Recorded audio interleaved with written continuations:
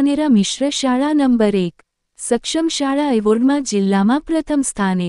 તારીખ 13ના રોજ પાલનપુર મુકામે સમગ્ર શિક્ષણ વિભાગ અને યુનિસેફ દ્વારા જિલ્લાની અને તાલુકાની શ્રેષ્ઠ શાળાઓ માટે સક્ષમ શાળા એવોર્ડ આપીને સન્માનવામાં આવી હતી, જેમાં ધાનેરાની પીએમ શ્રી ધાનેરા મિશ્ર શાળા નંબર 1ને જિલ્લામાં ઓવરઓલ કેટેગરીમાં પ્રથમ સ્થાને રહીને 31,000 રૂપિયા રોકડ પુરસ્કાર એવોર્ડ અને પ્રમાણપત્ર આપીને સન્માન કરવામાં આવ્યું હતું।